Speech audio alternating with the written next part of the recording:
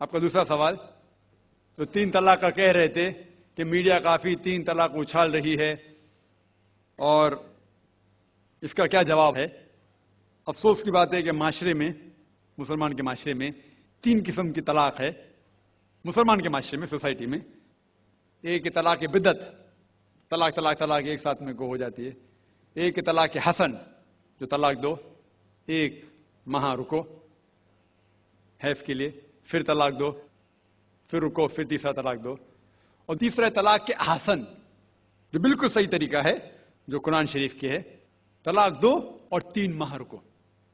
قرآن کی آیت ہے سورہ بقرہ میں، سورہ نمبر 2 آیت نمبر 228 میں لکھا ہوا ہے کہ جب بھی آپ طلاق دیں گے تو 3 ماہ یا 3 حیض کی عدت ہے، تو طلاق پورے مکمل ہونے کے لیے 3 حیض یا 3 ماہ، 3 menstrual سائیکل اور 3 monthly courses مسٹ ہے، کمپلسری ہے۔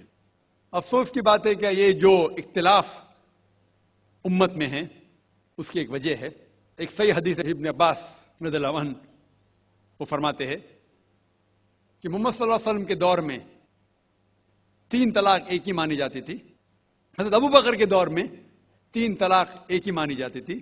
حضرت عمر کے پہلے 2 سال کے دور میں 3 طلاق ایک ہی مانی جاتی تھی، لیکن اس کے بعد حضرت عمر رضی اللہ عنہ اس سچویشن کو دیکھ کے وہ کہتے اگر کوئی شخص 3 دے دیا تو 3 ہو جاتی ہے۔ اس حدیث کی وجہ سے جو اختلاف امت میں ہے، اور کئی علماء میں اختلاف ہے، لیکن علماء میں اختلاف ہے، رہیں گا ایک منچ پہ آئیں گے کہ اللہ عالم، لیکن اگر آپ قرآن کی روشنی میں پڑھتے ہیں، قرآن میں طلاق کا ذکر کیا گیا ہے سورہ بقرہ میں، سورہ نمبر 2 آیت نمبر 228 سے لے کے 240 تک، اور سورہ طلاق میں سورہ نمبر 65 آیت نمبر 1 سے 7۔ جو قرآن مجید میں طلاق کا ذکر ہے اس کے اندر یہ ہے کہ کبھی کوئی ڈفرنس آف اوپینین، کوئی جھگڑا ہو جاتا ہے شوہر اور بیوی میں، تو پہلا شوہر بیوی بیٹھ کے بات کرے۔ ایسا نہیں کہ بیوی نے نمک زیادہ ڈال دیا اور طلاق طلاق طلاق کہہ دیا اور طلاق ہو گیا۔ اگر بیوی میں نمک زیادہ ڈالا، بولے آپ کو نمک کم چاہیے، معاملہ سلجھ جائے گا، بیٹھ کے بات کرو۔ پھر بھی بات نہ بنے تو اللہ تعالیٰ فرماتا ہے سورہ نساء میں، سورہ نمبر 4 آیت نمبر 35 میں، کہ آپ کے درمیان ایک حکم رکھو، ایک آربیٹر بیوی کی طرف سے، ایک آربیٹر شوہر کی طرف سے۔ مطلب آربیٹر، حکم کہتے ہیں آربیٹر کو، حکم رکھو بیوی کی طرف سے اور شوہر کی طرف سے، اور معاملہ کو سلجھا لو۔ پھر بھی اگر بات نہیں مانے تو آپ پھر طلاق دے سکتے ہیں۔ تو طلاق دیتے ہیں تو کئی اس کے کرائٹیریاز ہے کہ حیض کے وقت طلاق مت دو، جب آپ غصے میں طلاق مت دو، شراب کی حالت میں طلاق مت دو۔ اس کے بعد جب طلاق دیا جاتا ہے تو 3 ماہ رکنا چاہیے۔ طلاق کے احسن ہے، جو بالکل صحیح طریقہ ہے۔ طلاق دو اور 3 ماہ رکو، اور 3 ماہ کے اندر اگر آپ رجوع کرنا چاہتے ہیں اپنی بیوی سے تو رجوع ہو سکتے، الحمدللہ۔ اگر 3 ماہ تک آپ سمجھتے نہیں مجھے میرے بیوی سے الگ ہونا ہی چاہیے، تو 3 ماہ کے بعد، عدت گزرنے کے بعد، آپ دونوں میاں بیوی نہیں رہتے، آپ الگ ہو جاتے۔ لیکن اس کے بعد اکثر مسلمان بھی نہیں جانتے یہ قرآن کی آیت کیا ہے۔ قرآن شریف میں لکھا ہوا ہے سورہ بقرہ میں، سورہ نمبر 2 آیت نمبر 232 میں، کہ اگر وہ شخص اپنی پرانی بیوی سے پھر سے شادی کرنا چاہتا ہے تو مت روکیے۔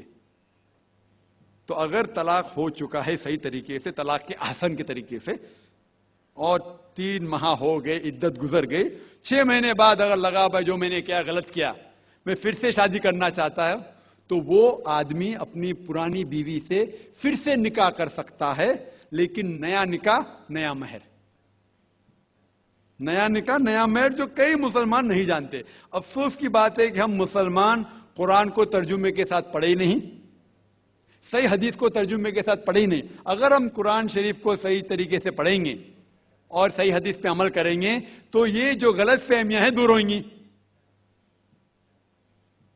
اور پھر سے اگر شادی ہوئی، پھر سے آپ ساتھ میں رہ سکتے، پھر سے پرابلم ہوا تو پھر طلاق دو، پھر 3 ماہ رکو، پھر سے الگ ہو جاؤ، پھر سے آپ چاہتے پھر سے شادی کر سکتے۔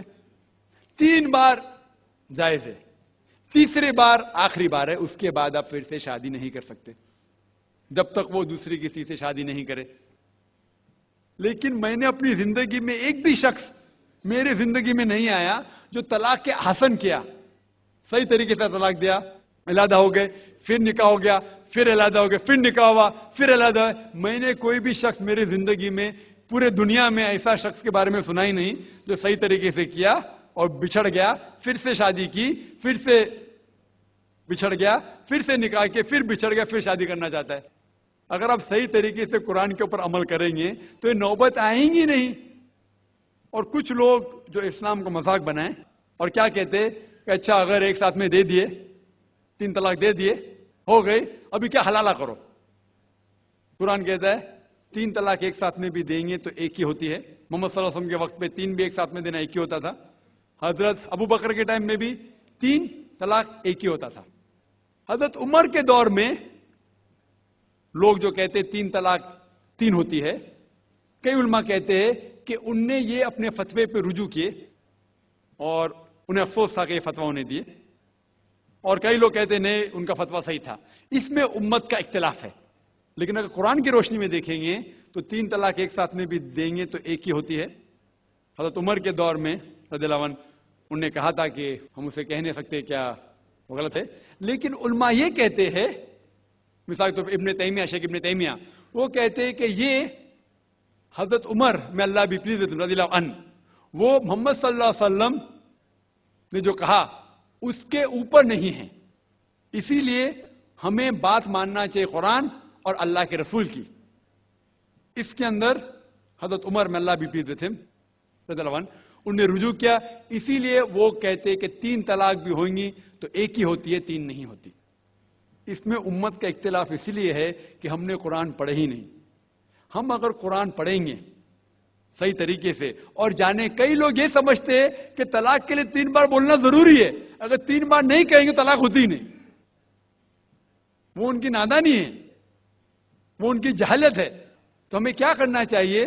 یہ میڈیا اچھال رہی ہے، ہم مسلمانوں کو یہ طلاق کا طریقہ جو صحیح طریقہ ہے طلاق کے احسن، اس کو عام کرنا چاہیے اور یہ کہنا چاہیے کس بنیاد پہ طلاق دی جا سکتی ہے، کب دی جا سکتی ہے، کیسے موقع پہ دی جا سکتی ہے، دینا چاہیے کہ نہیں۔